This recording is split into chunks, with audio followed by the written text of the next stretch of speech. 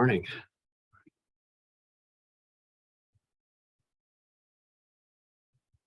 Just a couple quick disclaimers before I comment on the message today.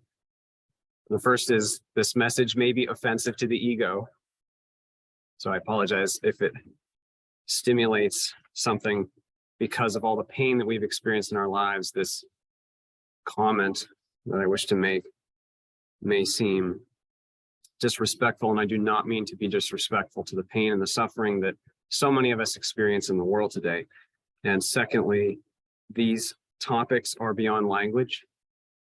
So we're going to do our best with the words we have, but the true nature of spirit, the true nature of who we are and the context in which this human experience occurs is beyond anything that can be articulated successfully with language. Language is form.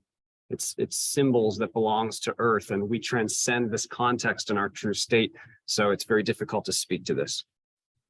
Okay, so the world is not your enemy. We live as humans in a world of much suffering. We live in a kill or be killed environment. We've evolved as a physical species, and our societies have evolved in an environment of great competition. Competition to the point of killing other beings and eating the bodies of those beings. I mean, it's pretty grotesque at times. Our societies reflect that. We have an economic system that is very competitive and sometimes merciless. And here on earth, pain is a common experience, a very common experience. Everybody who's listening today has known great pain at some point or another, and some people have known huge amounts of pain and suffering in this life. I do not make light of that. It can be too much for the individual to handle at times. Pain is so common here that we have sayings like, life is suffering. You know, people have said that, and everybody kind of grumbles and nods, you know, because we know the difficulty of living day to day. So because of that, many of us have become quite conditioned to see the world out there, and often the people out there, as something to strive against, to fight, or to master. Indeed, many of us even take it a step further and say the world itself is evil, or that reality is cruel. I know it may appear that way on the surface so many a times. And while we are veiled as humans, that is, while we are here in this human experience, and we have what seems to be on the surface little visibility to all else, we can become lost in the cruelty and in the pain. We can be lost in our own suffering, our own health challenges, our own relationship struggles, our own financial limitations, whatever it is, we become just so wrapped up in it. Our identity becomes it, and we suffer so deeply. But this environment, this earthly environment itself, and even the experience of the body, is something that is taking place in our consciousness, in our awareness of it. Now, it seems exterior, it seems external. You know, you guys look like you're outside over there, and I'm over here, and we feel separate. That's the nature of the deep illusion of the physical experience. But in fact, what's happening is you are having an experience. Your consciousness is necessary for that experience. You are what is real, your spirit, your knowing, your awareness itself is the substance that survives and lives, not the content that arrives on it, like a movie being projected onto a movie screen, perhaps. When the movie is over, the screen remains. It never went anywhere. There was just a movie occurring and appearing. But we get really lost in the movie, and the movie can be one of great misery and suffering sometimes. But many times, the movie that we see, like the world that appears to be outside of us, is actually more of a reflection of who we are than of the world itself, or the way reality is itself. When we have fear, we see fear, we experience fear. When we have hatred, we see a world of hatred. When we have joy, we see a world of joy. The world reflects back to us our own nature as much as it is an experience of some objective form. The quality of the movie has a lot to do with the nature of those viewing it. And we have more power to change not only the way the movie appears to us, but the content of that form for each other in who we are. You see, it's our love and our fear that is at the heart of the quality of our experience and at the heart of the quality of the experience of those around us. Okay, so I happen to remember choosing to come to this life. I've shared this in the last 4 or 5 years. I kept it to myself for maybe 8 years. It's not the kind of thing a working professional talks about, but about 5 years ago, I shared my pre-birth experience, and I've met so many amazing people since I've done that. There are so many thousands of people around the world who have firsthand knowledge of the fact that we really are spiritual beings having a human experience, and many of us don't feel free to share and to talk about it. Now, I mention that in this context because I remember choosing to come to a life that I knew would be very challenging for me. I knew that I was going to be attempting to integrate a fear that was so deep and difficult and painful. Oh my gosh. But I was so excited at having the opportunity to do that. And I knew not only that I was given this amazing opportunity, it felt like winning the lottery, actually. I know it sounds crazy to the human ego here because we're suffering, right?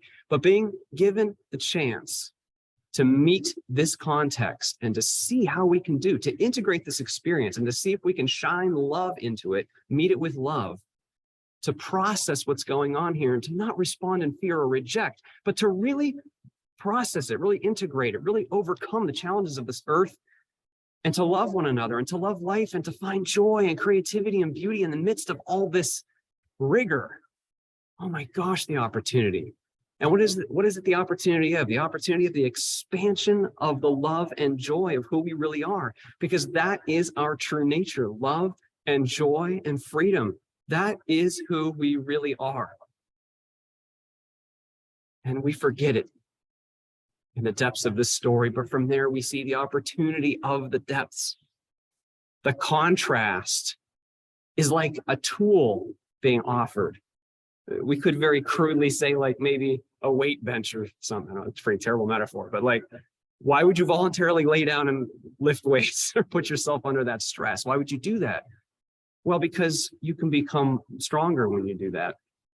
The metaphor has limits, of course, but here on earth, it is the spirit that is engaged in this very alien state of separation that then has to make choices, and through those choices learn and grow. Not intellectual learning of the being by being whatever we are being, by being you here today. So I remember knowing that this life was going to be very hard, very challenging. But I also knew, far more importantly, that we are immortal, powerful beings. We cannot fail. We cannot truly fail. We may become overwhelmed by the difficulties and even horrors of this earth at times. We cannot fail. Spirit is deeper. Love is deeper. It may not appear that way on the surface in any given moment when we grieve, but love is deeper, and it will always be deeper. Life cannot fail. It's what exists. It's what's real. It's the bedrock of all existence, of all things, is life itself with a capital L. That's what you are too. Now, I know it's a huge step for those of us who are steeped in pain, who have experienced so much misery in this world, to see the opportunity in this great contrast. And yes, the constraints here are very high. What constraints do I mean? The constraints of biology, having a body with brain chemistry that needs to eat and go to the bathroom every day. The constraints of linear time, discrete location. I feel like I'm just here and not over there. It's not really true, but it's pretty darn convincing here. We feel separate from each other. That's a very alien state. It's one heck of a constraint. But that set of constraints is not your enemy. It's an opportunity. It's a context through which we can learn and love and grow and experience.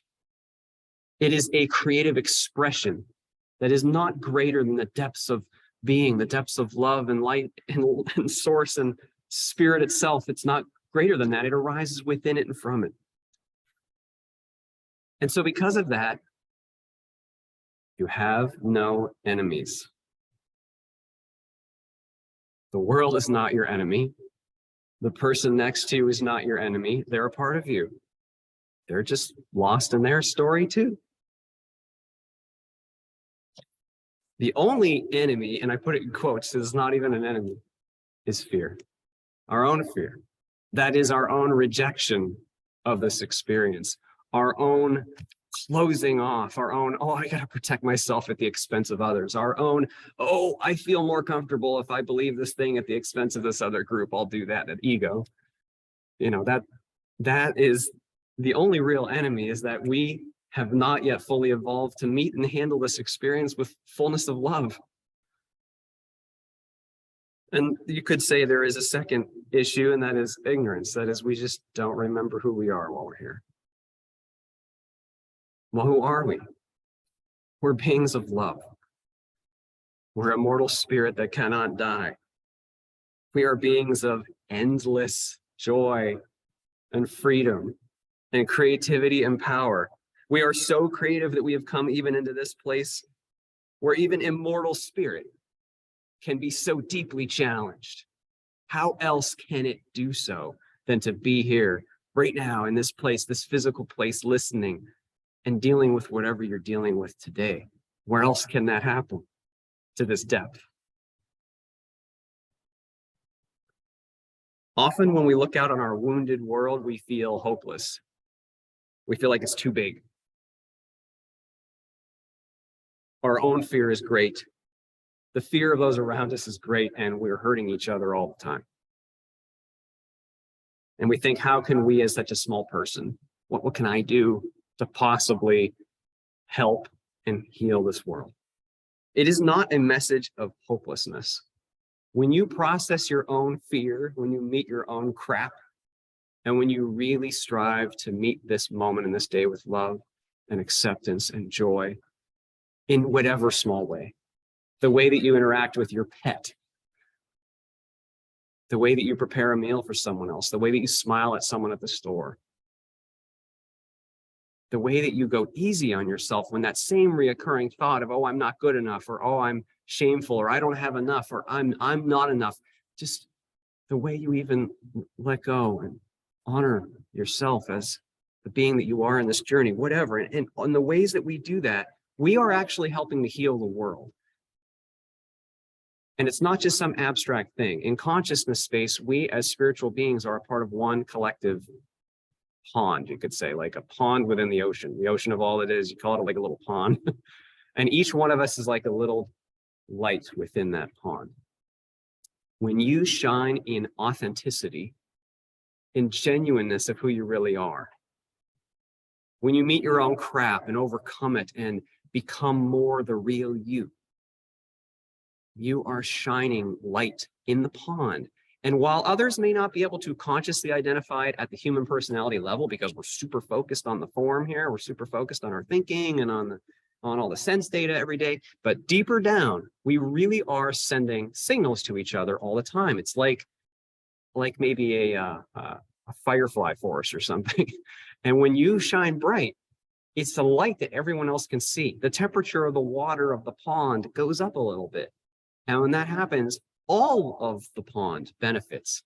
The vibration of the entire thing raises, and it makes it easier for everybody else to meet their crap and to grow in their way towards love, to find the freedom and joy in their lives. So you are not powerless. You are a powerful, connected, actually connected part of the whole.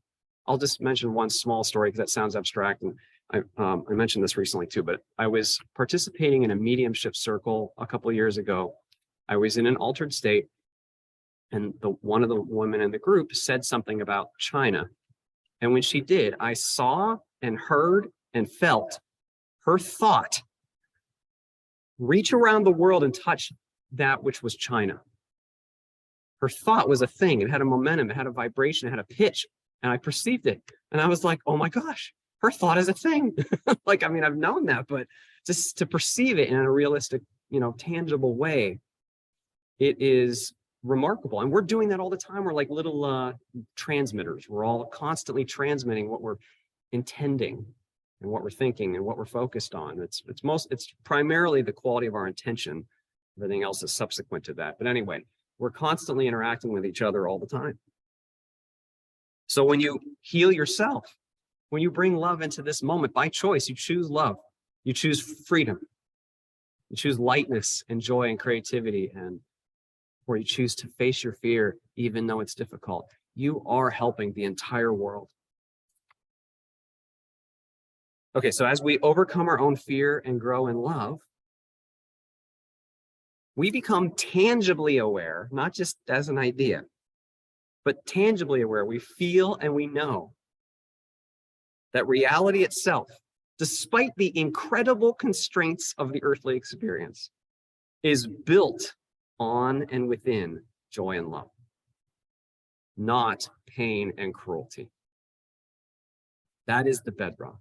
And we can more tangibly actually know it and feel it as we own our own stuff and as we grow ourselves. We become more and more tangibly aware of it. We can see that the experience of the physical world is, and the experience of the body, because I don't just want to limit it to an exterior world, it's actually the experience of having the body, is an opportunity, not some affliction. It is a creative expression, a chance to experience new things, to make choices and grow in love, a chance to experience, express, and expand our true nature. You are a multidimensional being of love. That's what you are. You may have forgotten it. We choose to forget when we come. But you are an unlimited immortal spirit. That is the truth of what you really are underneath this human character. Ultimately, all things everywhere are of and within spirit, of and within consciousness itself. You could say it's made of love. And so even the world, even the experience of the form around us, is ultimately made of that stuff too. So as the wind has no enemy, even as I think I wrote in my book, though, even as like a wall set before the wind is not the wind's enemy, you have no enemies. And the world is not a cruel place, it is an opportunity. Except that you as a creative, powerful being have the opportunity to make it such as a response to your own pain and your own fear and your own meaning that you are putting upon it. Let go. The far more enduring truth is always love, peace, joy, and freedom. I'm going to say a brief prayer.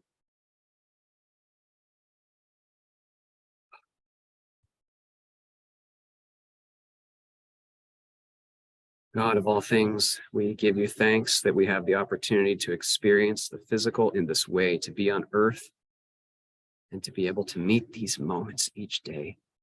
We ask that you would guide us in love, that we might see our own fear, our own ego, that we might use this experience for all it is meant to be, and that we might know and sense the true freedom of who we really are, even in this place. We thank you that your grace is unending, that you watch us and love us and support us in all things, and that your love is given to us bountifully, no matter what. We thank you so much for all that we cannot see, all of our friends in the non-physical, all the realms of spirit that shine. Help us to be reminded of them and to sense them in our hearts and minds, that we might be strengthened as we walk on the earth. Amen.